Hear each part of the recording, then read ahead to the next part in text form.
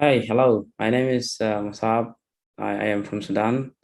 I live in Manchester here, and I am a refugee. So watching the Afghanistan crisis over the screen brought a lot of memories to myself. I remember all of these difficult decisions I have to make, where you feel fear of death, and as well you feel loss of hope.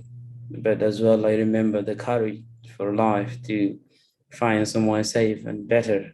I come from the region in Sudan where the conflict originally started in 2001.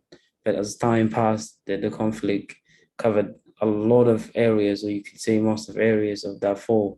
Uh, the conflict got worse and deadly as time passed, as I said, and according to the UN, around 5 million have been displaced internally as a result of the conflict. More than 300,000 people have lost their life, and about 2 million have been displaced in the neighboring countries, Chad and Central Africa, and over 2 million were worldwide. Majority of them are in Europe and USA and Canada.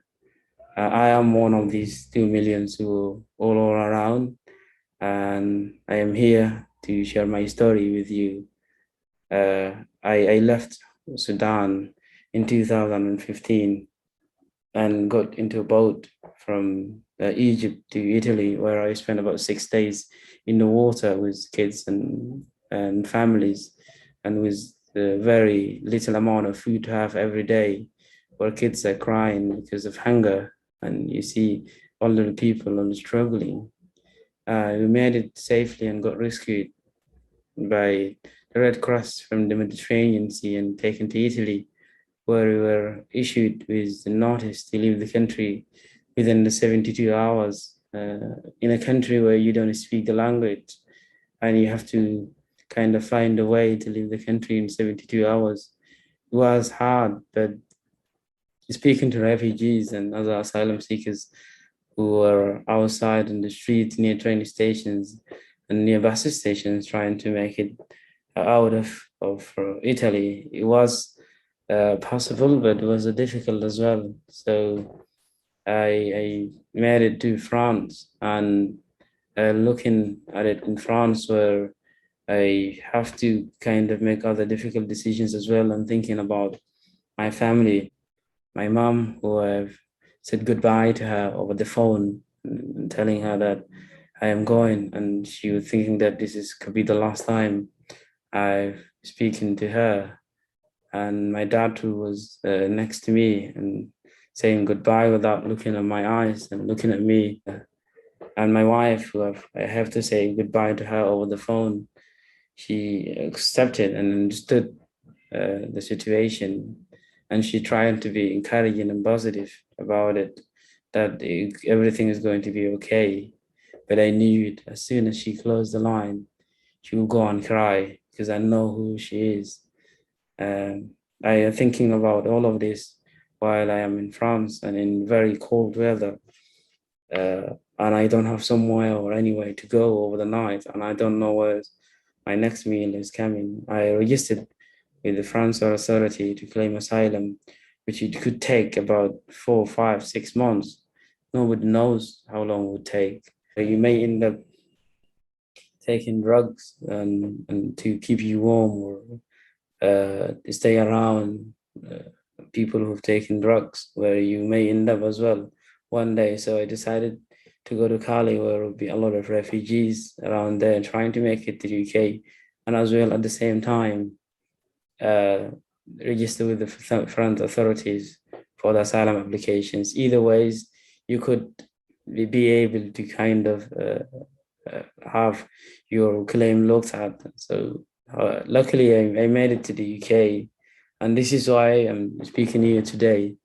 There was no calculated decisions around this. All of it was kind of trying 2 or 3 different options to see where you can fit and settle in. Looking at the news, you can see the government have proposed to criminalize whoever comes illegally to the UK and they have a criminal record. that means I will not be able to do what I'm doing today if that bill is being passed. And that will make it very difficult for a lot of refugees who are fleeing conflicts, war zone areas, to find somewhere safe. And they're already facing other barriers like language or integrations. And then imagine putting another barrier on them, that you limit their expectations and dreams. And if they were all criminalized, they're all normal, innocent people who have felt conflicts, and they made it to the UK. So they should be able to kind of pursue their dreams and careers. I kind of, after 6 months by staying in the UK, I have my asylum claim got successful, and I I granted leave to remain in the UK. And I, after 28 days of you being granted, you'll be asked to leave home office accommodations, and you have to find somewhere you could live in because you have the right to stay in the UK.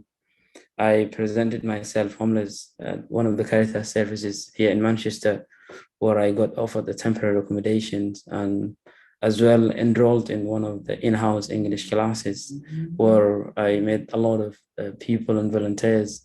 And this is why today I'm speaking to you in English. Without that project being existing there, I won't be able to communicate with you today. And I had the community and network around me with volunteers.